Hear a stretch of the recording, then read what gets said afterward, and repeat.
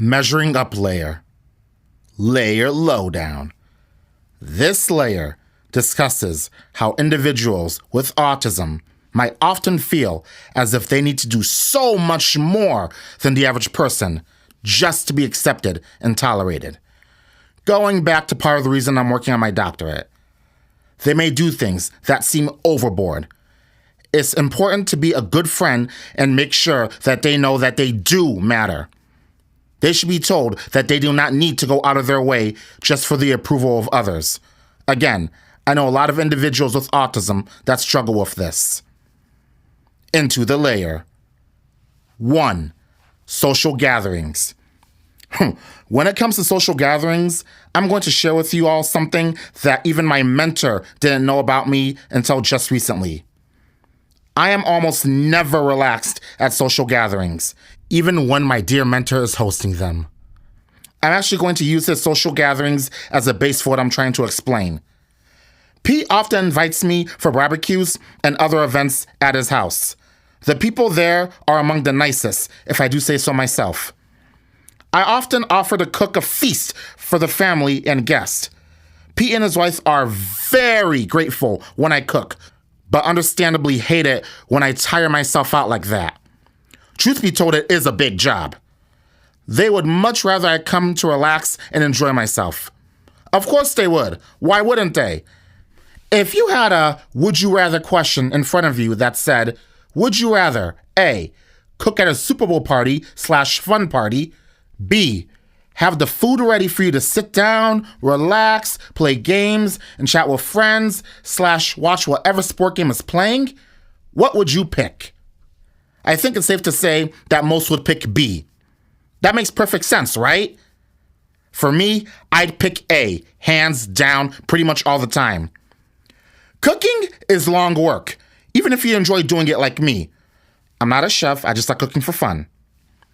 But for me, it's 100 times more stressful to be in the room trying to figure out ways to make conversation with others as opposed to just cooking the night away. By cooking, I feel as if I have a purpose at the party. My self-esteem can hit that low sometimes to where I don't feel like I can contribute much just by being a guest. Even when my siblings, my own blood siblings, have birthday parties, I find it difficult to contribute to the conversation. Sometimes my brother will even bring up my savant skills with the calendar to help break the ice with me, and people are really interested. But even that only goes so far. Every year, one of my mentees' parents hosts a 4th of July party, which I'm invited to. It's a potluck-themed party in which everyone is encouraged to bring a dish. I actually do things a little differently. I end up bringing my own equipment and making funnel cakes, deep fried to order. I even have different fruit pie fillings and powdered sugar that everyone can put on top. I've had little kids tell me that's the #1 thing they're looking forward to when they go to the party. It really is a joy, as many of them enjoy it. But much like the other events I mentioned above, I don't just do this out of the kindness of my heart. It's the only way I feel confident enough to attend and feel like I have a purpose there. It's not the others, not by a long shot. It's me. I just don't always feel comfortable around people, especially my age or older, as I feel like I lack the social maturity and skills they have. Basically, unless I'm hosting an event or holding a pivotal role, I feel like an outcast at social events. This also severely impacts my ability to celebrate my own birthdays with friends. 2. Mentees and the E-Play students. Well, here it goes. My mentees are growing up and getting involved in so many other exciting things.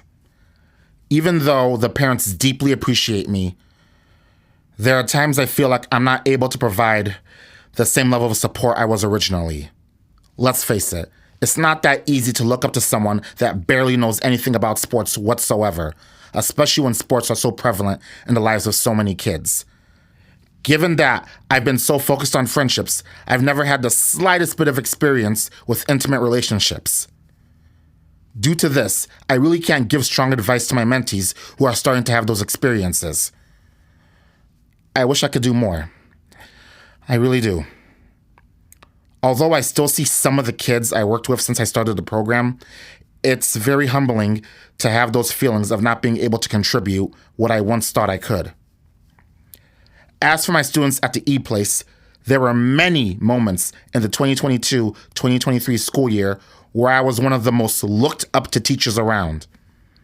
I would bring board games to the commons area in the morning where students would wait for the morning bell, and the game activities were pretty popular. I even hosted Bingo Fridays, which were a hit. I had students constantly come to my room for advice or just to chat. Low-key to the point of annoyance, but in a good way. As the school year continued, students got more and more comfortable and these scenarios happened more often. I even started a club similar to Best Buddies, in which students with and without disabilities would come together and do fun activities. These would include cooking, doing sports, science experiments, art activities, taking trips to the primary school, and the club members facilitating activities with the younger kids, hosting family dinners, community service.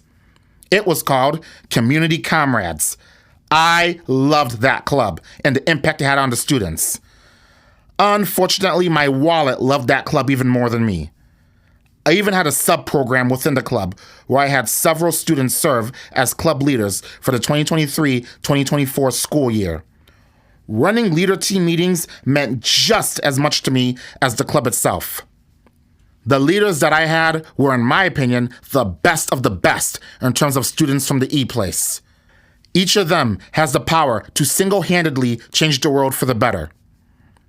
Even with all the wonderful stuff that took place, my 2023-2024 school year realized a harsh but important fact. The students grew up. This even applied to my leaders of that year. This ties into what I said about me trying to make up time for what I lost. Whereas before, I was the one being looked up to. There were times that year that I couldn't even keep up with their social level. I think it's important to mention that these were middle schoolers, particularly 6th and 7th graders. Again, I can't talk about sports. I couldn't even keep up with the TV shows that they watched. What is Stranger Things? The students didn't need me as much anymore. Even my club was not as popular that year as it was in the 2022-2023 school year. I didn't have as many members. The lack of social skills on my end wasn't the only issue that year. As I sort of mentioned in the bottom layer, I found myself getting frustrated with my club members to the point of scolding them. This was because of the behaviors that sometimes took place in the club, and the overall gratitude for what I did sometimes was lacking. The scolding brought about pushback from the members and what seemed like resentment towards me. Although I tried to hide it, I found myself holding back tears on a regular basis. This had little to do with the lack of gratitude and the behaviors. It was because I kept asking myself, what did I do to fail these kids and mess things up so badly that they are acting this way? Do I not know how to work with kids anymore? I even had issues being able to talk things out with students at times compared to what I used to be able to do. Full disclosure, many would probably poke fun that a grown man, especially one of my size, could get so emotional. The truth is that if it hasn't already been established in this story, despite how big, strong, and sometimes intimidating I might come across as, deep down, I'm a big giant teddy bear at heart, and I'm not afraid to admit it. Anyways, all this goes back to the memory layer when I think about scenarios from the issues and hypothetical what-ifs. What if people started quitting my club? Some actually did. What if my staff that helped me run the club quit? They actually did. They thought I was being too easy on the kids, saying that I should kick some out, which I didn't agree with. What if the parents told their kids to quit? What if the club gets a bad reputation? Etc. Because of this, there are times when I seriously have questioned my ability to make a difference in the lives of kids anymore. 3. Small talk. Oh man, this one is a fun one. Let's just get it out of the way. TV shows that I like, that not many people, especially my age, do. My problems, special needs, food, my savant skills, volunteering, helping kids, and maybe a few other things at times.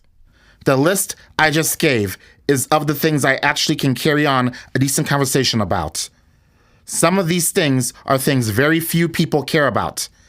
It'd be nice if I could add sports, or this big crazy adventure I went on, or this crazy new workout I learned.